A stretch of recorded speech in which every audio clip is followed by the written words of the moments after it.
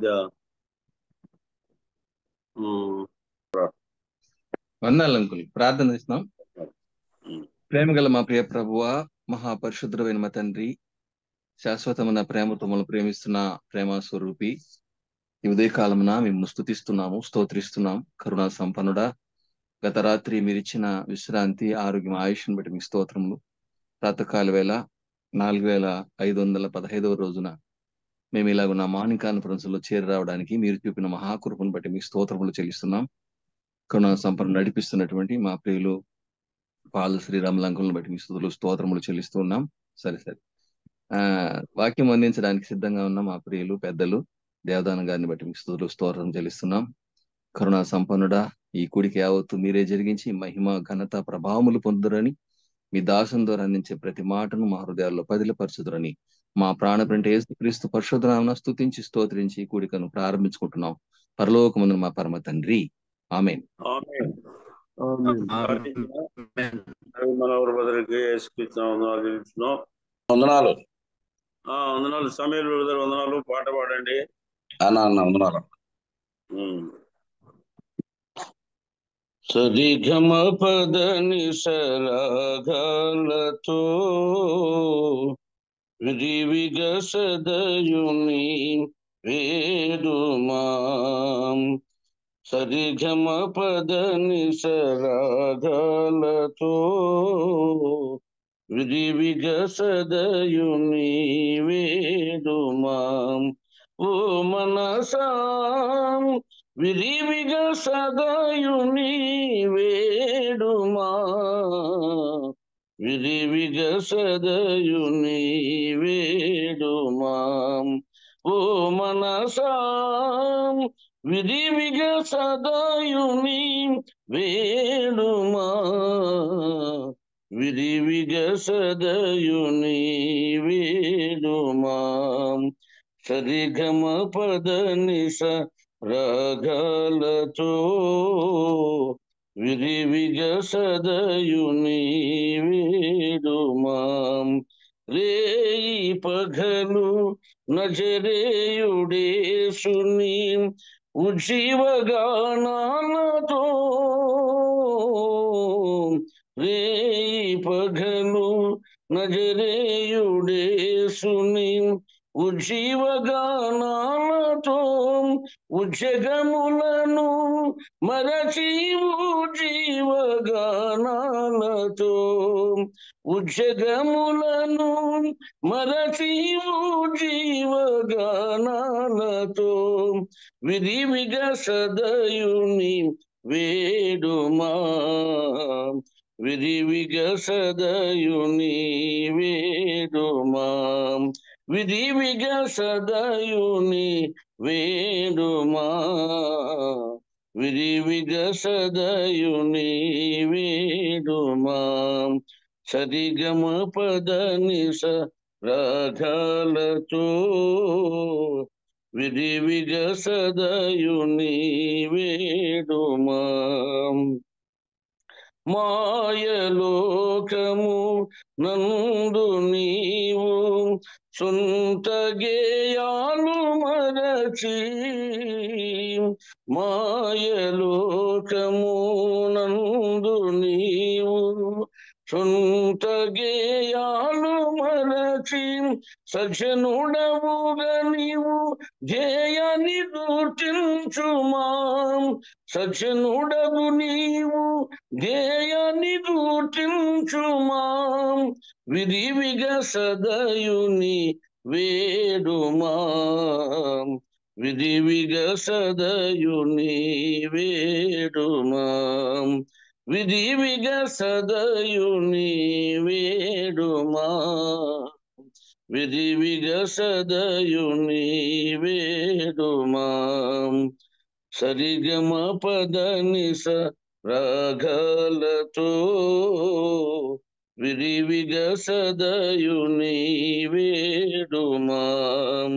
సరిగమ పదనిస రాగాలతో విరివిగా సదయు నీ వేడుమా ఓ మనసా విరివిగా సదయు నీ వేడుమా ఓ మనసా విరివిగా సదయు నీ వేడుమా విరివిగా సదయు నీ వేడుమా అంతరంగము పులకించు విధముగా వాయిద్యంబులతో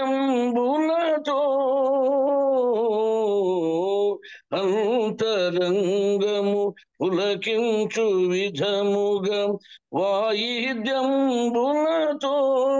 అన్ని సమయము లందు ఆత్మీయ గానాలతో అన్ని సమయములందు ఆత్మీయ గానాలతో విరివిగా సదయుని వేడుమా విరివిగా సదయుని వేడుమా విరివిగా సదయుని వేడుమా విరివిగా సదయుని వేడుమా సరిగమ పద నిస రాగాలతో విరివిగా సదయుని వేడుమా సరిగమ పద నిస రాగాలతో విరివిగా సదయుని వేడుమా ఓ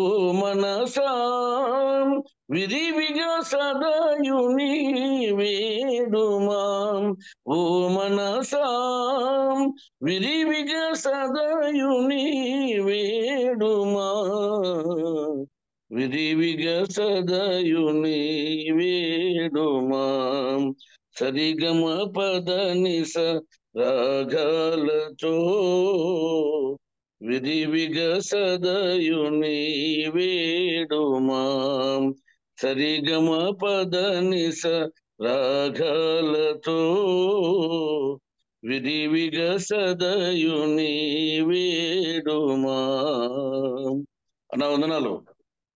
వందనాలు. చక్కటి పాట పాడిన సమయాలు గారికి వేసుకుంటున్నాం. మన మధ్య ఇప్పుడు రాజరత్నం బ్రదర్ ఉండాల్సింది, కానీ కొన్ని కారణాల వల్ల ఆయన లేవు. మనం దానికి బదులుగా బాంబే నుంచి పెద్దలు కె దేవదానం బ్రదర్ వాక్యం అందించుటకు సిద్ధంగా ఉండగా వాక్యం బలపడినట్టు బ్రదర్ ఇప్పటికిప్పుడు సిద్ధపాటు కలిగి వాక్యం అందించుండగా ఆత్మతో నింపబడాలని ప్రార్థన. జాన్పాల్ ప్రార్థన చేయండి వాక్యం కొరకు.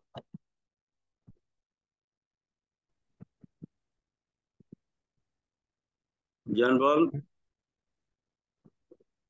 శ్రీమంతుడవును శాశ్వత ప్రేమతో మనల్ని ప్రేమిస్తున్నటువంటి ప్రభువా స్తోత్రాలు నాయన. తండ్రి, మీ వాక్యం కొరకు సహోదరులు సేవకులు పెద్దలతో సహవాసం కొరకు ఈ కాలమునే మహోన్నతమైనటువంటి నీవు ఇచ్చినటువంటి వేదికను బట్టి మీకు వందనాలు నాయన.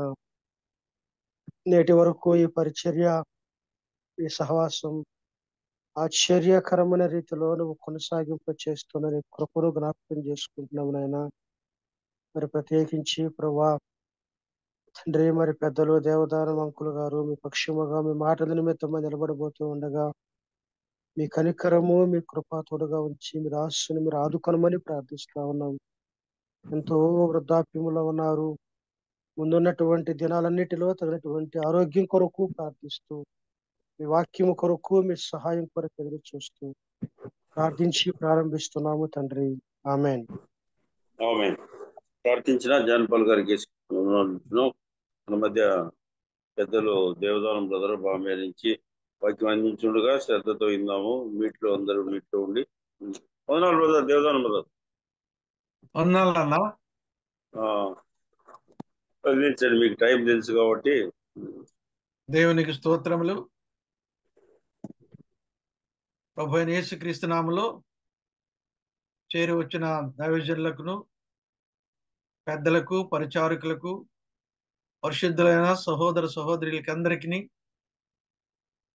చేరి వచ్చిన ఎవరైనా ప్రతి వారికి ప్రత్యేక వందనాలు చేస్తున్నాములో తెలియజేస్తున్నాను.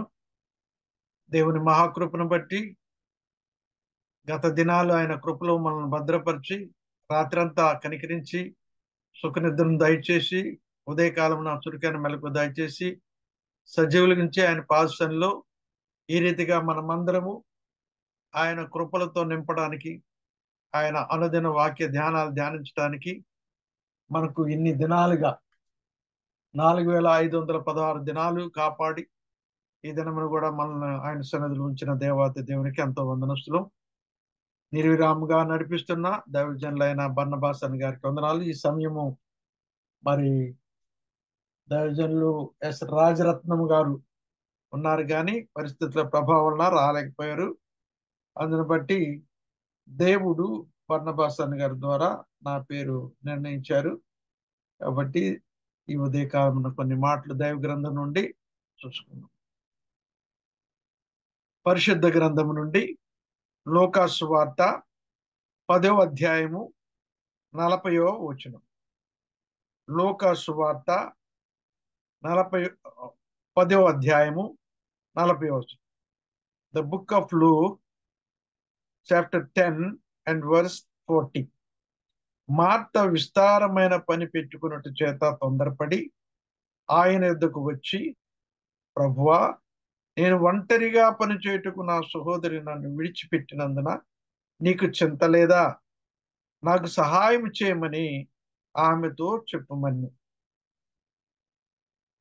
మరొకసారి చదువుతానండి. మార్త విస్తారమైన పని పెట్టుకున్నట్టు చేత తొందరపడి ఆయన యొద్దకు వచ్చి, ప్రభువా, నేను ఒంటరిగా పని చేయుటకు నా సహోదరి నన్ను విడిచిపెట్టినందున నీకు చింత లేదా?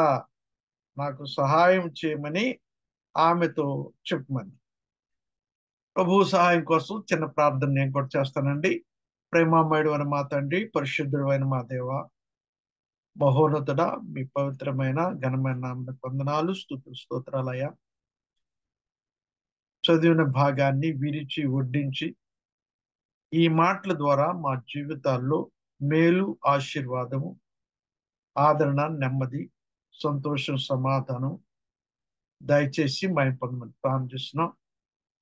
నన్ను మీ సిలువ చాటున మరుగుపరుచుకొని కావలసిన మాటలను అనుమతించి అందరికీ ఆశీర్వాదకరంగా ఉన్నట్లు మీరే మాట్లాడుకొని మేము పొందమని యేసు పరిశుద్ధ నామమున వందనం చెల్లించి వేడుకొని ప్రార్థన చేస్తున్నాం తండ్రి. ఆమేన్. ప్రియమైన వాళ్ళారా, ఈ సంగతులు అనేక సార్లు విన్నారు, చదివారు.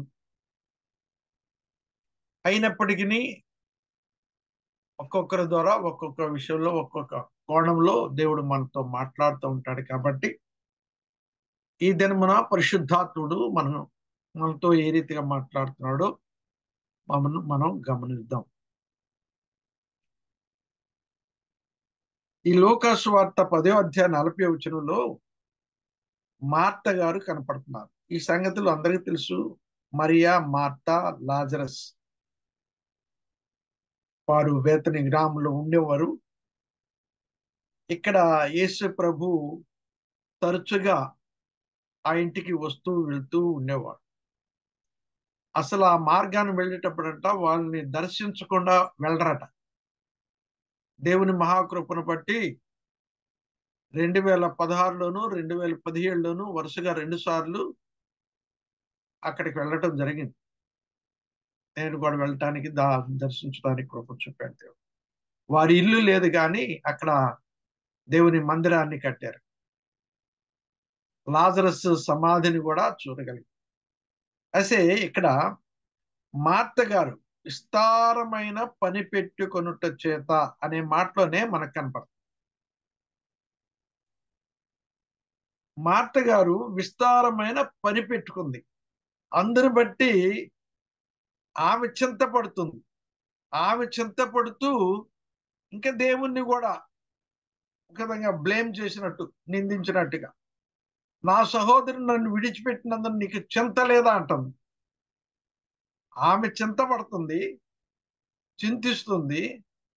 ఆ చింత వలన తొందరపాటు కలుగుతుంది. తొందరపాటు కలగడం వల్ల నెమ్మదిగా ఉంటున్న వారిని కూడా తొందర చేస్తూ ఉంటారు. ఇక్కడ అదే జరిగింది. మార్త విస్తారమైన పనులు పెట్టుకుంటే చేత తొందరపడింది.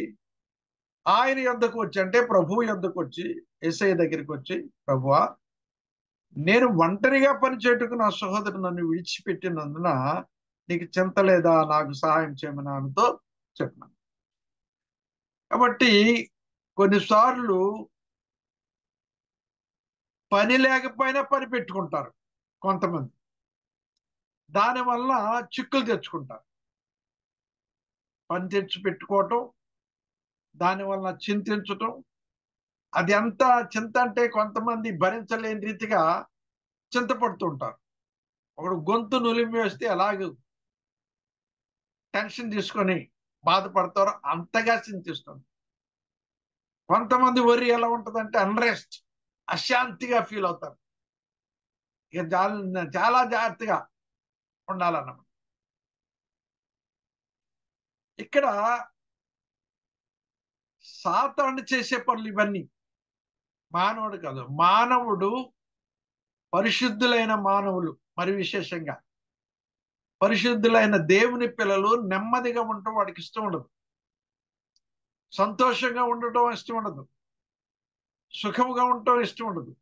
వాళ్ళ మధ్య ఏదో ఒక రకమైన చిచ్చు పెట్టి, లేకపోతే తొందర కలుగు చేసి, అనారోగ్యం, ఇవన్నీ. వాడు మొదట్లోనే అధికారం పుచ్చుకున్నాడు భూలోకం మీద, అందుకని వాడు ఇష్టం వచ్చినట్టు శోధిస్తూ ఉంటాడు.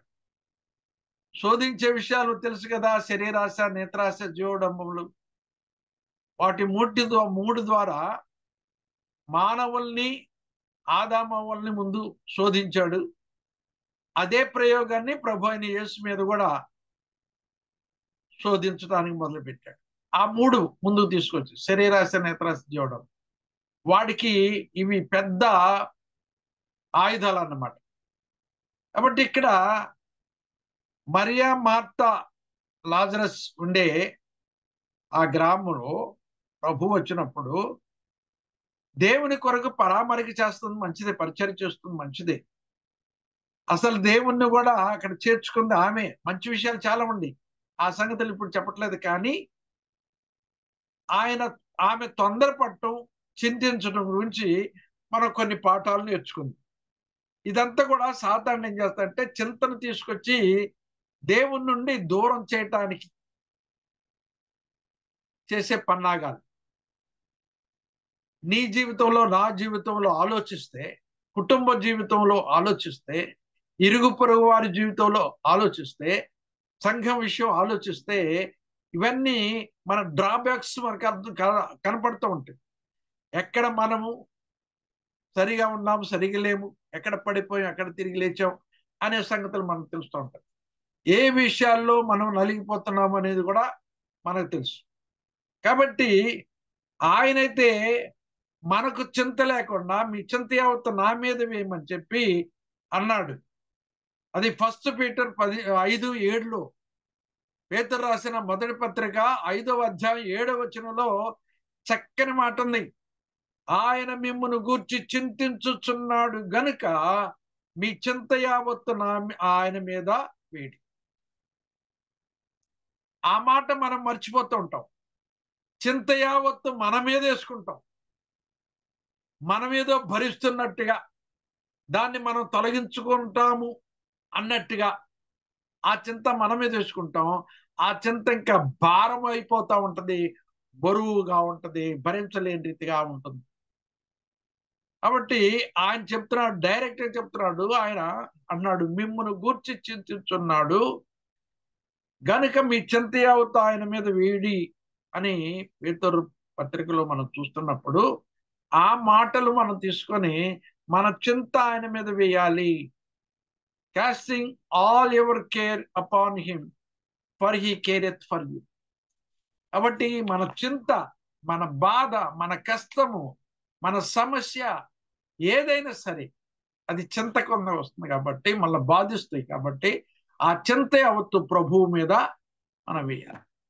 కొంతమంది ఏం చేస్తారు, వారే ఆ భారమును మోసినట్టుగా ఫీల్ అవుతాం. ఒక దొరగారంట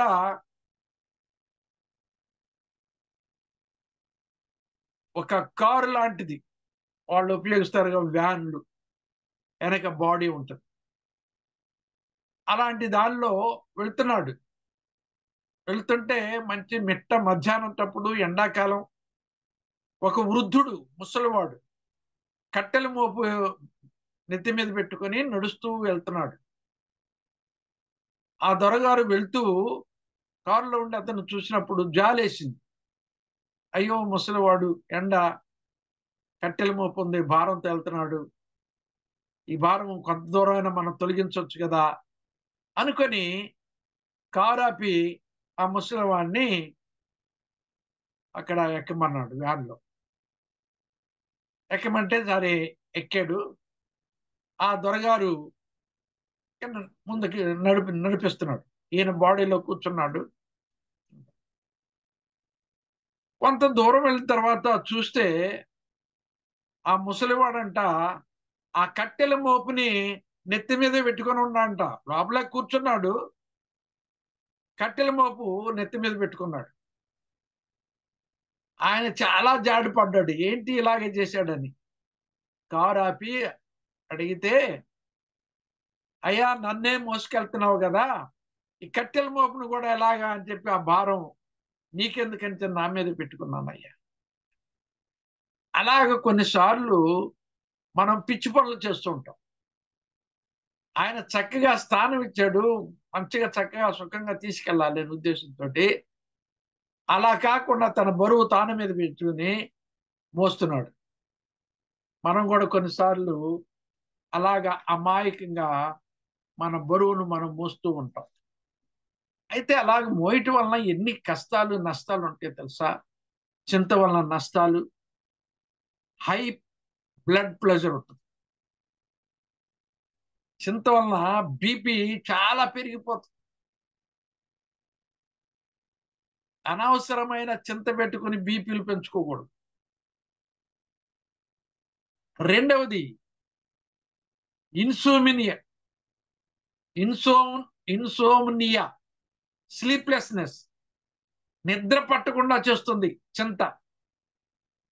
సెకండ్ పాయింట్, ఈ చింత వలన కలిగే నష్టాలు బీపీ, నిద్ర లేకపోవడం, యాంగ్జైటీ, వ్యాకులతన్నమాట.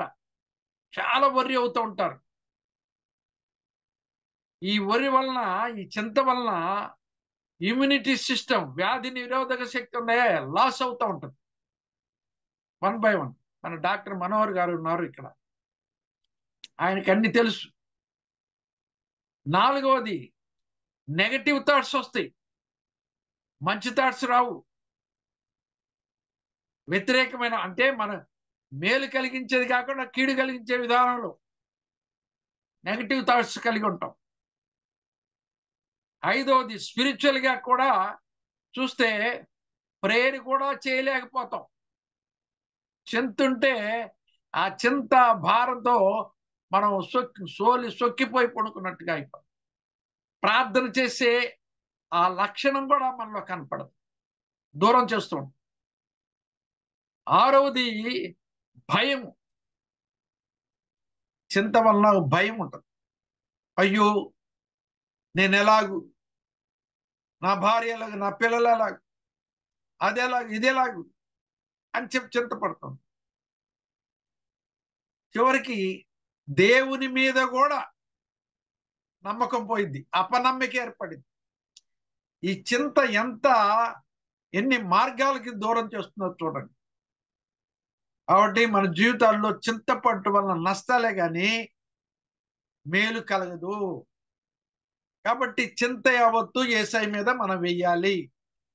సింపుల్ గా దేవుని వైపు చూడాలి. ఆయన వైపు చూసి మనం నిబ్బరము కలిగిన వారమై మన చింత యావత్తు ఆయన మీద వేయాలి. అప్పుడు మనకు తేలిక అవుతుంది. ఆయన మీద ఆధారపడ్డప్పుడు తప్పకుండా మనకు చింత దూరం అవుతుంది. మా నాయన చనిపోయినప్పుడు జస్ట్ జ్ఞాపకం వచ్చింది. ఇప్పుడు మా నాయన చనిపోయినప్పుడు నేను అక్కడ ఉండలేక మా ప్రక్క ఇంటి దగ్గర మంచం మీద పడుకున్నా. బోర్లగా పడుకొని, అంటే ఇక్కడ ఏడ్చుట కూడా కన్నీరు ఇక ఆగిపోయింది. అలాంటి దుఃఖ సమయంలో ఉన్నప్పుడు నా స్నేహితులు డాక్టర్ విల్సన్ అని ఒక లెక్చరరు సహోదరుడు రవి అని వాళ్ళు వచ్చారు. వచ్చి వాళ్ళు ఆదరణ మాటలు చెప్పగానే నా హృదయం ఉప్పొంగింది, దుఃఖం పోయి సంతోషం కలిగింది. వారితో కలిసి తండ్రి బాడీ దగ్గరికి వెళ్ళటం జరిగింది. ఎందుకు చెప్తున్నానంటే దేవుని మాటల వలన మనకు ఆదరణ, నెమ్మది కలుగుతుంది. మన చింత మన మీద వేసుకుంటే మనకు దుఃఖం భారమే. అటువంటిది మనం దూరం చేసుకోవాలి. ప్రియమైన వాళ్ళారా, ఈ చింత వల్ల నష్టాలు చూసాం కదా. ఈ చింత వల్ల చాలా తొందరలు కలుగుతాయి. ఇప్పుడే మనం చదువుకున్నాం 10వ లోకాసు వార్త 10వ అధ్యాయం 40వ వచనంలో, మార్త విస్తారమైన పని పెట్టుకుంటూ చేత తొందరపడింది. ఇక్కడ విస్తారమైన పనులను కల్పించుకుంటూ ద్వారా చింత కలిగింది మార్తమ్మ గారు. విస్తారమైన పనులు పెట్టుకుంటూ వల్ల తొందరపాటు కూడా కలిగింది. ఎవరికి కలుగుతుంది అంటే సామ్స్ 112 కీర్తనలు 112 కీర్తన 10వ చరణం, 112వ కీర్తన 10వ చరణంలో, భక్తిహీనులు దాన్ని చూచి చింతపడుదురు. ఎవరికి చింత అంటే భక్తిహీనులకి. ఎప్పుడైతే భక్తిహీనత ఉంటుందో వాళ్ళకి చింత ఉంటుంది. కాబట్టి మార్త కూడా అనేక పనులు పెట్టుకుంది. మరి అయితే ఆయన పాదముల దగ్గర ఉత్తమమైన దాన్ని ఎంచుకుంది. కాబట్టి ఉత్తమైన వాటిని ఎంచుకున్నప్పుడు మనకి చింత ఉండదు, సంతోషం కలుగుతుంది, ఆనందం కలుగుతుంది. ఇక్కడ మనం చదువుకున్నాం, భక్తిహీనులు అంటే వికెట్ పీపుల్, క్రూరులు, భక్తిహీనులు, భక్తి లేనివారు. భక్తిహీనులు చాలా డేంజరస్ పొజిషన్. పైకి భక్తి గల వారు నుండి దాని శక్తిని ఎరగిన వారు. భక్తిహీనులు దాన్ని చూచి చింతపడుదురు. వారు పండ్ల కొరుకుచు క్షీణించి పోదురు. భక్తిహీనుల ఆశ భంగమైపోవును. కాబట్టి ప్రియమైన వాళ్ళరా, భక్తిహీనులకు చింత ఉంటది. తర్వాత ఎక్లెసియాస్టిస్ ప్రసంగి 4:8, ప్రసంగి 4:8 అండి. 4వ అధ్యాయము 8వ వచనం. ఒంటరిగా ఒకడు కలడు, అతనికి జతగాడు లేడు, కుమారుడు లేడు, సహోదరుడు లేడు. అయినను అతడు ఎడతెగక కష్టపడదు. అతని కన్ను ఐశ్వర్యం చేత తృప్తి పొందదు. అతడు సుఖం అన్నది నేను ఎరుగక ఎవరి నిమిత్తం కష్టపడుచున్నాను అనుకోడు. ఇది వ్యర్థమైనదై బహుచింత కలిగించు. కాబట్టి వ్యర్థమైన దాని వలన కూడా బహుచింత కలిగి ఉంటారు. వ్యర్థమైనది బహుచింత కలిగించు. అనేకులు వ్యర్థతను అనుసరిస్తారు. సరైన దాన్ని అనుసరించకుండా, మేలైన దాన్ని అనుసరించకుండా, అనుసరించవలసిన దాన్ని అనుసరించకుండా వ్యర్థమైన దాన్ని అనుసరిస్తూ ఉంటారు. దాని అంతం చూస్తే చింత, భారము. కాబట్టి అటువంటి పరిస్థితుల్లో కూడా మనము దేవుని పిల్లలైన మనము చాలా జాగ్రత్తగా ఉండాలి. మార్కు సువార్త 4:38 అండి. మార్కు సువార్త 4:38 చూద్దాం. మార్కు సువార్త 4:38. ఆయన ధోని అమరమున తలగడ మీద తలవాల్చుకుని నిద్రించుచుండెను. వారు ఆయన లేపి, బోధకుడా, మేము నశించిపోతున్నాము, నీ చింత లేదా అని ఆయనతో. ఇక్కడ కూడా మార్త ప్రశ్నించినట్టుగా శిష్యులు కూడా నీకు చింత లేదా అంటున్నాడు. నిజానికి దేవుడు ప్రేమ గలవాడు, దయగలవాడు, కృపగలవాడు. ఆయన మనల్ని చంపడానికి ఇష్టపడ్డు, బ్రతికించడానికి ఇష్టపడతాడు. అందుకనే పాపముల చేత అపరాధముల చేత చచ్చిన మనల్ని బ్రతికించడానికి మనకు బదులుగా ఆయన శిక్షణ అందాడు, మనల్ని బ్రతికించాడు. చావు నుండి సమాధి నుండి తిరిగి లేచి మనల్ని కూడా ఆ రీతిగా ఆయన కుమార్తెలుగా చేసుకున్నాం. ఇక్కడ చూడండి, ఆయన 4:38 ఆయన ధోని అమరమున తలగడ మీద తలవాల్చుకొని నిద్రించుచుండాడు. యేసయ్య ధోనిలో ఉన్నాడు. అసలు ధోనిలో ఉంటేనే వాళ్ళకి ఒక గొప్ప ధైర్యం ఉండాలి. మన యేసయ్య మనతో ఉన్నాడు, ఇంకేం పర్వాలేదు అని ఉండాలి. ఆ సంగతిని మర్చిపోయారు ఒకటి. తర్వాత ఆయన నిద్రపోతున్నాడు అని చెప్పి ఆయన నిందిస్తున్నారు. తలగడ మీద తలవాల్చుకొని నిద్రించుంది. ఎక్కడ? అమరమున. ఇదివరకు మాటల్లో కూడా చెప్పి ఉన్నానని తెలియదు. అమరం అంటే ఆ నావ, ఆ పడవ ఏదన్నా అపాయం వచ్చినప్పుడు నీటిలో మొట్టమొదట ఆ నావ మునిగే ప్లేస్ ఏంటంటే అమరం ఉన్న స్థలం. అదే చోట ప్రభు పడుకున్నాడు. కాబట్టి అపాయం వస్తే ఎవరు మునగాలంటే ముందు యేసయ్య మునగాలి, ఆ తర్వాత శిష్యులు. ఎక్కడైతే అపాయం ఉందో అపాయం రాకుండా మనల్ని కాపాడటానికి ఆయన అక్కడ ఉన్నాడు. అయితే ఇక్కడ ఈ తుఫాను వల్ల వీళ్ళు మేము నశించిపోతున్నామని అరుస్తూ కేకలు వేస్తూ ఆయనతో చింత లేదా అన్నాడు. కాబట్టి మన జీవితాల్లో కూడా మన బాధలను బట్టి, మన సమస్యలను బట్టి, కీడును బట్టి మనం కూడా ఇతరులను నిందిస్తూ ఉంటాం. భర్త భార్య, భార్య భర్త, పిల్లలు తల్లిదండ్రులు పిల్లల్ని అలాగా ఒకరినొకరు నిందించుకుంటూ ఉంటాం, అసలైన దాన్ని చేపట్టకుండా. కాబట్టి ఈ రీతిగా కొంతమంది చింతిస్తూ ఉంటారు.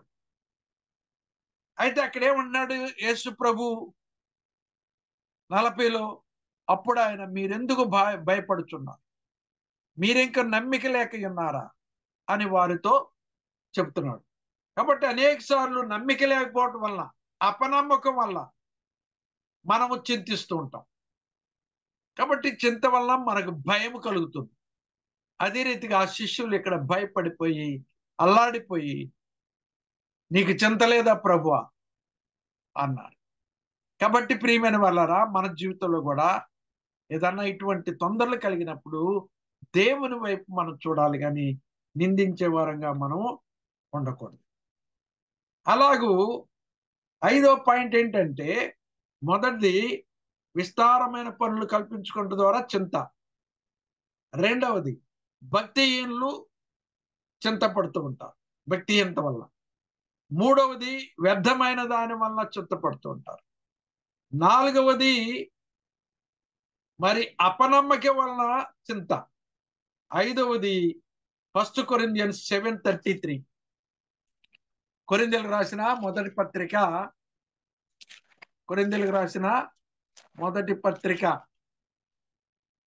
7వ అధ్యాయము 33-34 వచనాలు చదువుతాను. పెండ్లి అనేవాడు భార్యను ఎలా సంతోషపెట్టగలని లోక విషయమైన వాటిని గురించి చింతించున్నాడు.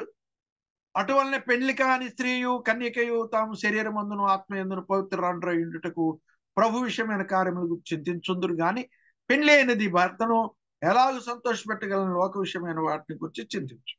కాబట్టి పెండ్లి కుమారుడు పెండ్లి కుమార్తెల గురించి, పెండ్లి కుమార్తె పెండ్లి కుమారుని గురించి ఒకరినొకరు చింతిస్తున్నారు, ఎలా సంతోషపెట్టాలని. లోకంలో జరిగే సంగతులు. అయితే ఇక్కడ పెళ్లి కాని ఒక స్త్రీ సంగతి, కన్యక సంగతి కూడా చెప్పాడు. తాము శరీరమందును ఆత్మయందును పవిత్రురాండ్రై ఉండుటకు ప్రభు విషయమైన కార్యముల గురించి చింతిస్తున్నారు. కాబట్టి ప్రభు విషయమైన కార్య విషయంలో మనం చింతించగలం. లోక విషయంలో మన లోక సంతోషం కొరకు మనం చింతించకూడదని ఇక్కడ తేటతెల్లమవుతుంది. కాబట్టి ప్రియమైన వాళ్ళారా, టైము త్వరగా చెప్పుకుంటూ వెళ్తాను. ఇక్కడ 2 శామ్యూయల్ ఇక్కడ భార్యను ఎలా సంతోషపెట్టాలి అది ఇది. ఈ లోక సంబంధమైన వ్యామోహం కలిగి వారు అలాగూ చింతిస్తూ ఉంటారు. 2 శామ్యూయల్ 13:2 2 శామ్యూయల్ 13:2 సమూయేలు గ్రంథం 2వ గ్రంథం 13వ అధ్యాయము 2వ వచనం అందరికి తెలిసిన భాగాలే. ఇక్కడ దావీదు కుమారుడు అబ్షాలోము తామారు అని ఒక సుందరవతి సోదరి ఉండగా దావీదు కుమారుడు అమ్నోను ఆమెను మోహించడం జరిగింది. 2వ వచనం చదువుతున్నాను. తామారు కన్య అయినందున ఆమెకు ఏమి చేయవలనన్నను దుర్లభమని అమ్నోను గ్రహించి చింతాక్రాంతుడై తన చెల్లెలైన తామారును బట్టి చిక్కిపోయింది. చూసారా, వ్యామోహము చింతకు గురైంది. ఎలాగూ చెల్లితో పాపం చేయాలంటే దుర్లభం కాబట్టి గ్రహించి రోజు రోజుకు ఆ వ్యామోహం వల్ల, మోహించటం వల్ల, ఆ మోహపు చూపు కామాతురత వల్ల అతనిలో గొప్ప చింత కలిగింది. ఈ అమ్నోను ఎంత దుర్మార్గపు దాన్ని తలపెట్టాడో చూడండి. తామారును మోహించి చింతాక్రాంతుడయ్యాడు. కాబట్టి దీన్ని బట్టి చూస్తే కామము మోహము వలన కూడా చింత కలుగుతుందని మనకు గుర్తు. ప్రోబ్స్ 23:29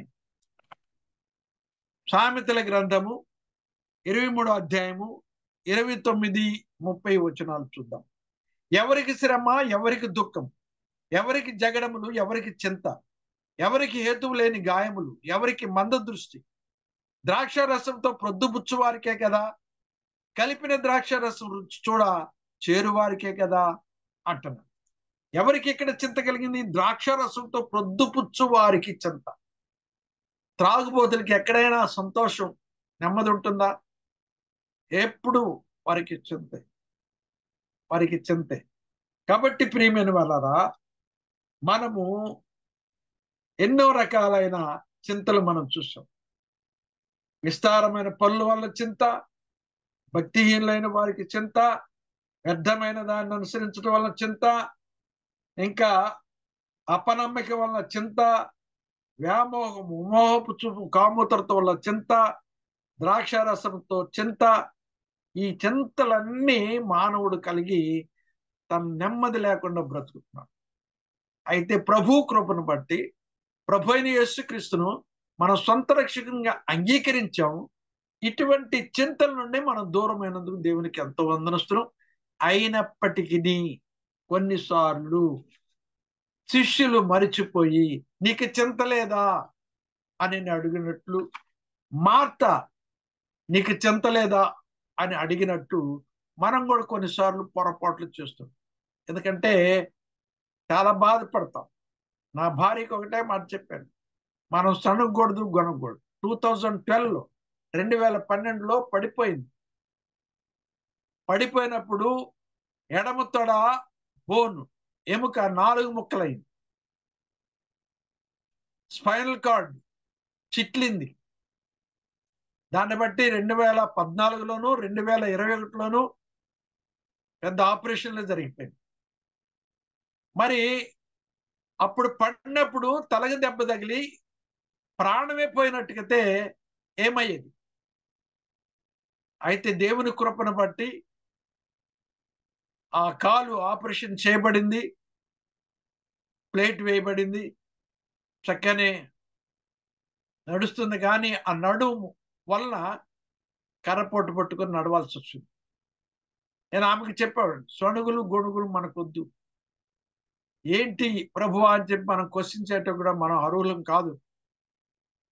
నీవు బ్రతికున్నావు, అదే చాలు, దేవుని కృప. కాబట్టి ఈ విషయంలో మనం సనకూడదు, గొనకూడదు అని చెప్పి ఒకరినొకరు ధైర్యం చెప్పుకొని ముందుకు సాగడం జరిగింది. ప్రియమైన వాళ్ళారా, నీకు చింత లేదా? మీ ఇన్ని సంవత్సరాలు బాధపడుతున్నా, 2012 నుంచి ఇన్ని సంవత్సరాలు బాధపడుతున్నావు, నీకు బాధ లేదా, చింత లేదా అని నిష్ఠూరం వేస్తే ఏమన్నా ఉందా? తనకేది ఇష్టమో తాను తన సమయంలో జరిగిస్తుంటూ ఉంటాడు. కాబట్టి సమస్యలు వచ్చేది దేవుని పిల్లలకే. వచ్చినప్పుడు నిలబడటం నేర్చుకోవాలి, దేవుని వైపు చూడటం నేర్చుకోవాలి. నేర్చుకున్నప్పుడు మనకు క్షేమం, మేలు జరుగుతుంది. చింతలను జయించుట ఎలా? మరి దేవుడు కావాలి కదా, చింతలోనే పెట్టి వెళ్తే రాపలేదు. చింతలను జయించుట ఎలా? ఫిలిప్పీ పత్రిక 4:6.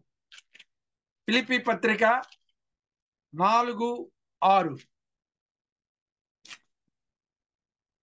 దేని గురించి చింతపడుకుడి గాని ప్రతి విషయంలోనూ ప్రార్థన విజ్ఞాపనముల చేత కృతజ్ఞతాపూర్వకముగా మీ విన్నపములు దేవునికి తెలియచ్చు. ఇదండి సొల్యూషను. చింతపడనక్కర్లేదు. దేన్ని గూర్చియు అంటే ఇక లోకంలో ఏ చింత వచ్చినా, ఏ బాధ వచ్చినా, ఏ సమస్య వచ్చినా, ఏ కీడు, ఏ అపాయం వచ్చినా, ఏ ఉపద్రవం వచ్చినా, దేన్ని గురించి చింతపడుకుడి గాని ప్రతి విషయంలోనూ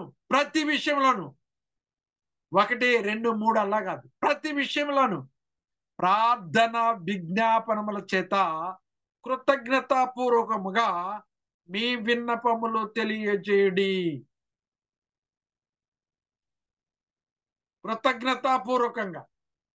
బాధ వచ్చినప్పుడు కృతజ్ఞత పూర్వకం ఏంటండి? ఎలాగంటే, ప్రభువా పై అంతస్తు నుండి కిందకి జారి కింద పడిపోయింది, మరణించలేదు, అందుని బట్టి మీకు స్తోత్రాలు, బ్రతికించేవు నాయన. నా భార్యని ఇంకా నాకు చేదోడు వాడుగా నాలు బ్రతకమని సెలవిచ్చావు, అందుని బట్టి నీకు స్తోత్రాలు, ఇప్పుడున్న ఆ గాయమును మాన్పు అని మనం ప్రార్థించు. కృతజ్ఞతాస్తుతి అంటే అది. ఆయన మేళ్లను జ్ఞాపకం చేసుకోవాలి. మనకు కలిగిన గాయాన్ని ఆయన ముందు పెట్టాలి. ప్రభువా స్వస్థపరచు, బాగుపరచు, ఆరోగ్యం అని మనం ప్రార్థన చేసుకోవాలి.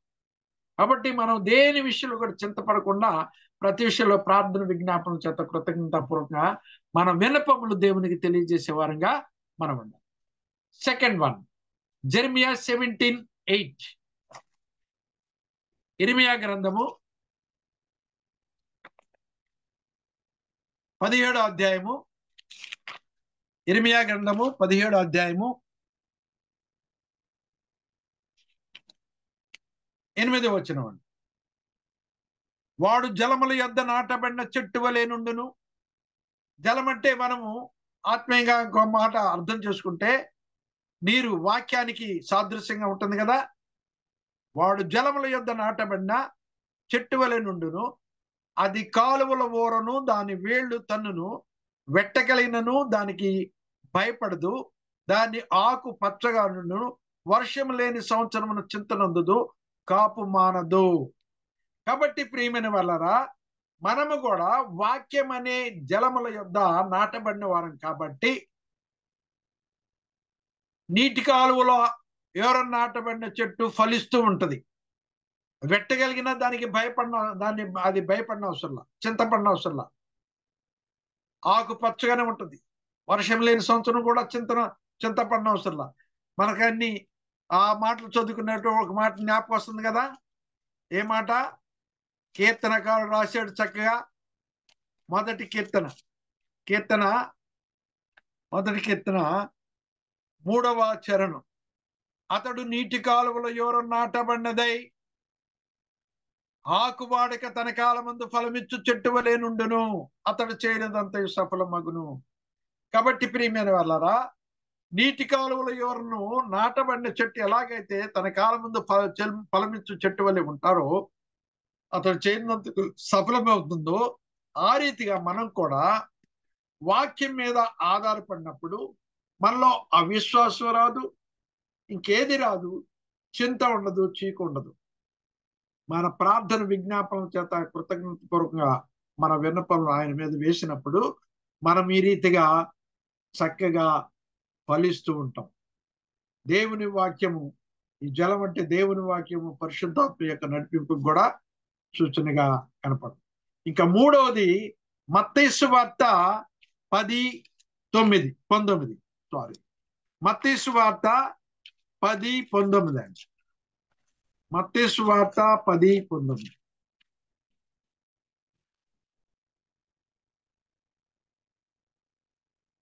10:19 అండి. వారు మిమ్మును అప్పగించినప్పుడు ఎలాగ మాట్లాడుదుము, ఏమి చెప్పుదుము అని చింతింపకుడి. మీరేమి చెప్పవలనో అది గడియలోనే మీకు అనుగ్రహింపను. కొన్నిసార్లు మనం కూడా ఇంటర్వ్యూకి వెళ్ళినప్పుడు కానీ, లేకపోతే ఇంకా ఏదైనా పనికి వెళ్ళినప్పుడు కానీ, అధికారులు అడిగితే ఏం చెప్పాలి అనే ఆలోచనలు కూడా. ఇక్కడ శిష్యులకి ఆ మాట చెప్తున్నాడు, తోడేళ్ళ మధ్య గొర్రెలను పంపినట్టు నేను మిమ్మల్ని పంపుతున్నాను. పాముల వల్లే వేకులుగా ఉండండి, పావుల వల్లే నిష్కపులుగా ఉండండి, మేము మనుషుల గురించి జాగ్రత్త పడండి అని చెప్తున్నాడు. ఆ మహాసభలకు అప్పగించినప్పుడు మరి కొరడాలతో కొట్టెంతరు అని సంగతులు చెప్తూ ఈ మాట చెప్పాడు అన్నమాట. ఏం మాట్లాడదాము, ఏమి చెప్పదాము అని చింతింపకుడి, మీరేమి చెప్పవాలో అది ఆ గడియలోనే మీకు అనుగ్రహం. దేవుడు సమయోచిత జ్ఞానాన్ని ఇచ్చి మనల్ని ఆదుకునే దేవుడు, మన నోటికి నోరుగా ఉండి మాట్లాడే దేవుడు. నీ వెళ్ళయ్యా అని మోషేతో చెప్పాడు, నీకు నోటికి నోరుగా నీకు నీ అన్ననిస్తున్నాను వెళ్ళు అన్నాడు. అలాగని మనకు కూడా దేవుడు అదృశ్యమైన వాడు, అంటే ఇవి మనకి మనతో ముఖాముఖిగా మాట్లాడలేదని మనం ఫీల్ కాకూడదు. వాక్యమే దేవుడు, దేవుడు మనతో మాట్లాడుతున్న ఫీలింగ్ మన జీవితానికి వస్తే ఈ మాటలు మన జీవితంలో అన్వయించుకుంటాం. ఆ మాటల ప్రకారం విశ్వసించి ముందుకెళ్ళటానికి మనం చూస్తాం. ఇక్కడ దీని విషయంలో ఇక మనం చింత పడకూడదు. మనం ఏం చెప్పాలో, మనం ఏం చేయాలో కూడా ఆ సంగతి ఆ గడిలోనే మనకి దేవుడు మార్గం తెరుస్తాడు, చూపిస్తాడు. మరి ఎవరికి చింత ఉండదు? మనం చింత వలన నష్టాలు చూసాం, మరి చింతలను జయించుట ఎలా అని చూసాం. ఇప్పుడు ఎవరికి చింత ఉండదు అనేది చూద్దాం. దానియేలు గ్రంథం 3వ అధ్యాయం 16. దానియేలు 3వ అధ్యాయం 16 వచనం. దానియేలు 3వ అధ్యాయం 16. ఈ మాట అంటే నాకు చాలా ఇష్టం. యవ్వన కాలంలో రక్షించబడిన క్రొత్తలోని ఈ మాటల ద్వారా నేను ఎంతో ఆదరించబడ్డాను. అనేక సార్లు ఈ మాట ఘోషించి చెప్పేవాడిని. 16 చదువుతున్నాను. షడ్రకును మేషకును అబేద్నెగోయు రాజుతో ఇలాగ చెప్పి, నెబుకద్నెజరు, ఇందును గురించి నీకు ప్రత్యుత్తరం ఇయ్యవలనన్న చింత మాకు లేదు. ఎంత వక్కాణించి చెప్పారండి. 14 వచనం చూస్తే అంతటా నెబుకద్నెజరు వారితో ఇట్లను, షడ్రకు మేషకు అబేద్నెగో, మీరు నా దేవతను పూజించట్లేదని, నేను నిలువ పెట్టించిన బంగారు ప్రతిమకు నమస్కరించట్లేదని నాకు వినపడినది. అది నిజమా? లేకపోతే తక్షణం మండుతున్న వేడిమి గల అగ్నిగుండంలో మీరు వేయబడుతురు, నా చేతుల్లో నుండి మిమ్మల్ని విడిపింపగల దేవుడు ఎక్కడ ఉన్నాడు అని అన్నప్పుడు, రాజుతో ఇంత టీవీగా మాట్లాడే నరుడు ఉన్నాడా? అయితే షడ్రక్ మేషక్ అబేద్నెగోలు అన్నారు. ఏమన్నారు? నెబుకద్నెజరు, ఇందుని గురించి నీకు ప్రత్యుత్తరం ఇయ్యవలన చింత మాకు లేదు. మేము సేవించున్న దేవుడు మండుచున్న వేడిమి గల ఈ అగ్నిగుండముల నుండి మమ్మను తప్పించి రక్షించడు సమర్థుడు, మరియు నీ వశమున పడకుండా ఆయన మమ్మను రక్షించడు. ఒకవేళ ఆయన రక్షింపకపోయిన, రాజా నీ దేవతలను మేము పూజింపనియు, నీవు నిలువ పెట్టించిన బంగారు ప్రతిమను నమస్కరింపనియు తెలుసుకో. ఎంత గొప్ప మాట్లాడి. కాబట్టి ఇటువంటి ధైర్యాన్ని ప్రభు అయిన యేసుక్రీస్తులో మనం కలిగి ఉండాలి. ఇప్పుడే రోజులు భయంకరమైన రోజులు. మతన్మాదులు దాడులు చేస్తున్నారు భయంకరంగా, చట్టాలు మారుస్తున్నారు. సెంటర్లో వాడు ఏలుతున్నాడు, దాన్ని బట్టి చట్టాలు మెజారిటీ ఉందన్న ఉద్దేశంతో ప్రతిదీ కూడా చట్టంలో తీసుకొచ్చి వాడు క్రిస్టియన్స్ ని చాలా హింసిస్తున్నాడు. ఇటువంటి హింసాకాండ జరుగుతున్న సమయంలోనే షడ్రక్ మేషక్ అబేద్నెగోలు నిలిచినట్టుగా మనము కూడా నిలవాలి. మనం ఏం గ్రహించాలో తెలుసా? మన ప్రభువుకి తెలియకుండా మన తల మీద ఉన్న వెంట్రుక ఒక్కటి కూడా రాలదు ఆయన సెలవు లేకుండా అనే సంగతి మనం గుర్తించాలి. ఈ మతోన్మాదులు ఉన్నారంటే ఆయన సెలవు లేకుండా ఏం జరగదు. మొన్న బర్నబాస్ అన్న గారి ఆ మాట వాడినట్టున్నాడు, సందర్భం మర్చిపోయింది. అదే మాట వాడు, ఆయన సెలవు లేకుండా ఏది జరగదని. కాబట్టి దేవుని సెలవు లేకుండా ఏది జరగదు. కాబట్టి మానవులకు, శరీర సంబంధులకు, లోకస్తులకు మనం ఎక్కడ కూడా భయపడకూడదు.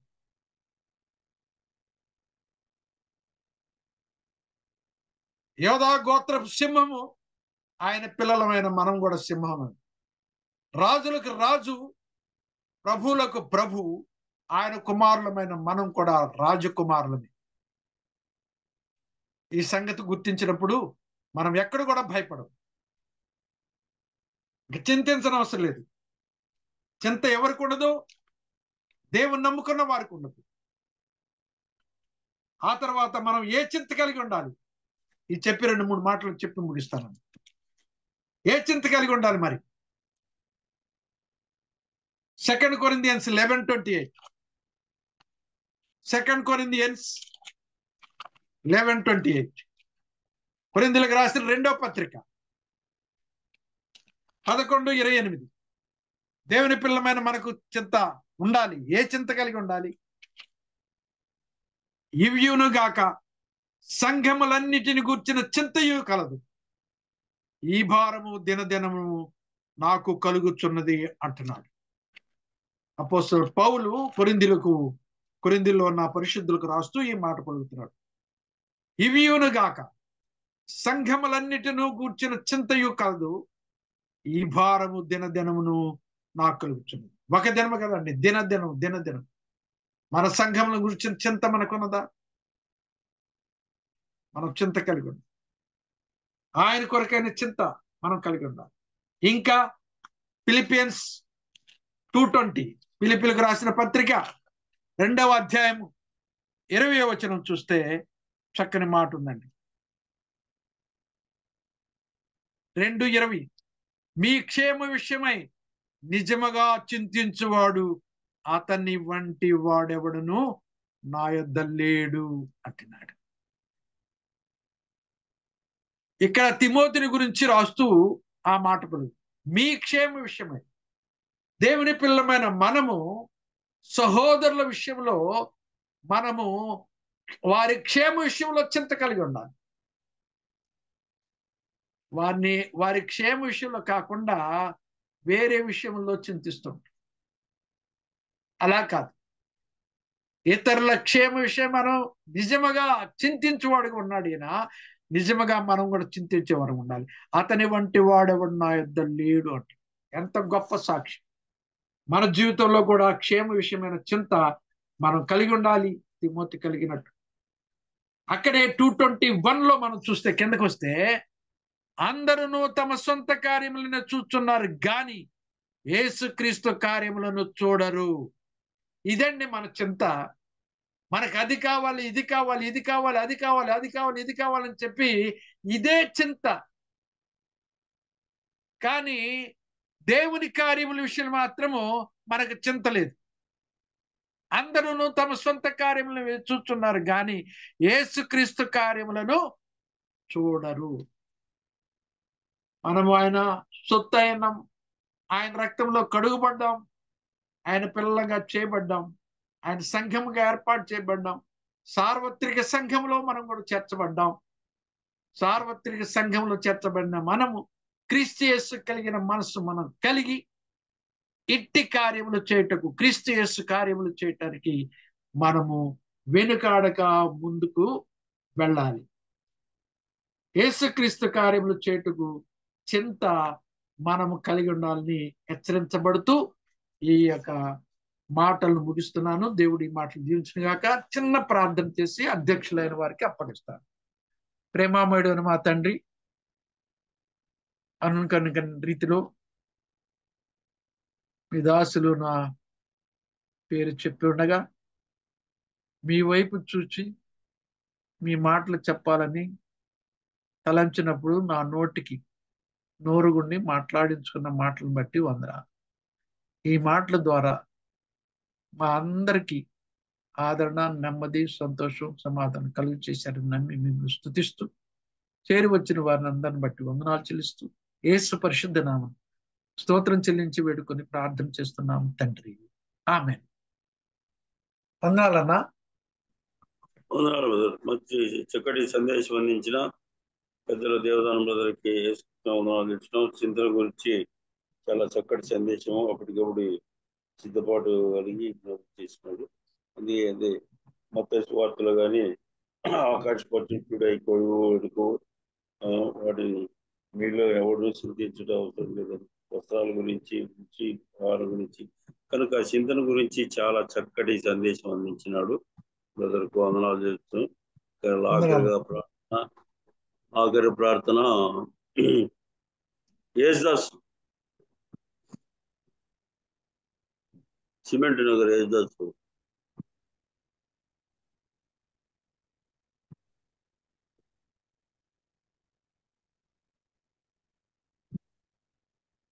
ఎర్రపురెడ్డి చేస్తాడు.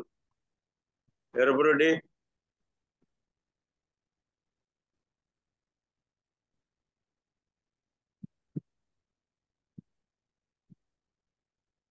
ఎర్రపురెడ్డి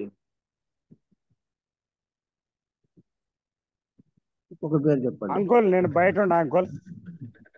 సరే సరే. Philip brother Bengaluru. Philip brother నేను ఫిలిప్ బెంగళూరు.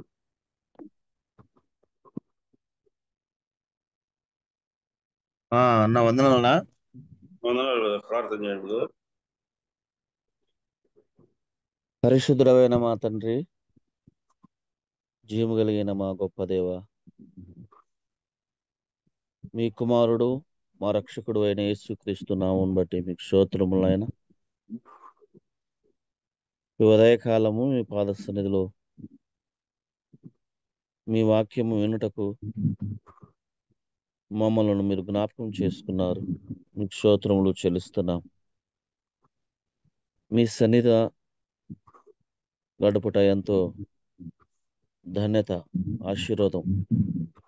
మాతో మాట్లాడే దేవుడు, మా లోపాలను సరిచేసే దేవుడు, మమ్మల్ని క్రమపరిచే దేవుడు, దేవా మా సమస్యలను దూరపరిచే దేవుడు, దేవా మార్తా మరియా జీవితాలను మా మధ్య ఉంచినందుకు స్తోత్రము. మా ప్రభువా మీ దాసుని బట్టి మిమ్మల్ని స్తుతిస్తున్నాం. ఇందులో చేరి వచ్చిన పెద్దలు సేవకులను బట్టి కానీ మీకు స్తోత్రములు చెల్లిస్తున్నాం. నడిపిస్తున్న వారిని బట్టి కానీ మీకు స్తోత్రములు చెల్లిస్తున్నాం. మీ ఆత్మ ద్వారా మీరే నడిపిస్తున్నారు, బలపరుస్తున్నారు. అందుని బట్టి మీకు స్తోత్రములు. కూడికను ప్రారంభం నుంచి ముగింపు వరకు నాయన మీ ఆత్మతో మీరు నడిపించారు. ఎటువంటి ఆటంకాలు రాకుండా చక్కగా జరిపించి నడిపించి నాయన బలపరిచే దేవుడవు నాయన. అందుని బట్టి మీకు స్తోత్రములు చెల్లిస్తూ ఈ దినమంతటిలో నాయన మీరు మాకు తోడై ఉండమని మా ప్రభు అయిన యేసుక్రీస్తు నామమున స్తుతించి ప్రార్థన చేసి వేడుకుంటున్నాము తండ్రి. ఆమేన్. ఆమేన్. ప్రార్థించిన ఫిలిప్ బ్రదర్ కేసుకుంటున్నాం. నాకు ఏ అవకాశం ఇచ్చిన బర్నబాస్కు మిగతా కార్యక్రమాలు ప్రకటనలు జరుపుతారు. వందనాలు బర్నబాస్.